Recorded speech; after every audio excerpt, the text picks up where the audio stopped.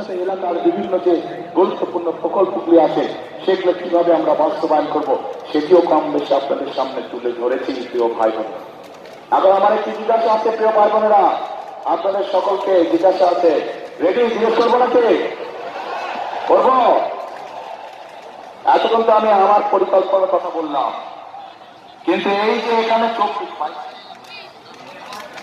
এখানে এই যে 22 জন দাঁড়ান তো আপনারা একটু, 22 জন শুধু প্রার্থী যারা তারা দাঁড়াবেন, কিন্তু দানের সিস্টেম এই যে 22 জন, এই যে 22 জন ব্যক্তি যার হাতে আপনারা ধানের শীষ দেখতে পাচ্ছেন, এতক্ষণ তো আমার পরিকল্পনা করছি, কিন্তু এই 22 জনকে নিয়ে আপনাদের পরিকল্পনা দেখে, আপনাদের পরিকল্পনা কে? আপনাদের পরিকল্পনা ধানের শীষ না ধানের শীষ জেতানো হয়েছে? ধানের শীষ জেতানো। ধন্যবাদ বছর এদের হাতে আমরা ধানের শীষ তুলে দিয়েছি। 12 তারিখ পর্যন্ত আপনারা এই 22 জনকে খেয়াল রাখবেন। ইনশাল্লাহ 12 তারিখে জিতলে বলে 13 তারিখ থেকে এরা খেয়াল রাখবে আপনার এলাকার উন্নয়ন, এরা খেয়াল রাখবে আপনার সমস্যার সব কিছু ইনশাল্লাহ।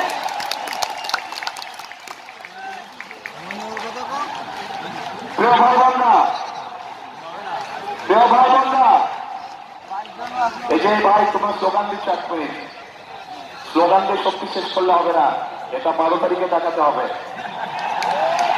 এই শক্তি, এই উৎসাহ, এই ঐক্যবদ্ধতা 12 তারিখে ব্যালট পেপারে প্রকাশিত হতে হবে।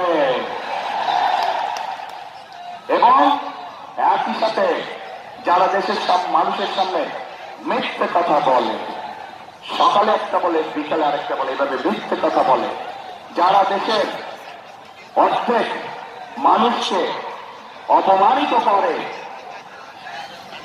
তাদের বিরুদ্ধে আপনাদেরকে সজাগ থাকতে হবে।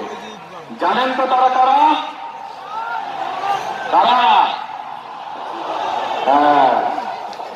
ভাই বোনেরা, তারা যাদের কাছে যে বিকাশ নাম্বার চাইছে, এনার্জি নাম্বার চাইছে, সেই সকল মা বন্ধুকে, সেই সকল ভাই বোন বলবেন ওই দিন পর্যন্তই বিকাশ নাম্বারে হয়তো কিছু পাঠাবে, তারপরে আর খবর রাখবে না তারা।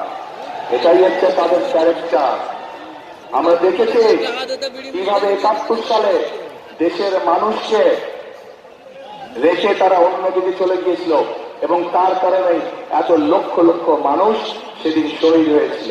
আমরা দেখেছি 71 সালে তাদের ভূমিকার কারণে লক্ষ লক্ষ মা বোন তাদের সম্মান হারিয়েছে। অবশ্যই এটা তো বলে কোনো লাভ নেই, এটাই তাদের ক্যারেক্টার। এবং সেই জন্যই যার নিজের দেশের প্রতি দরদ নাই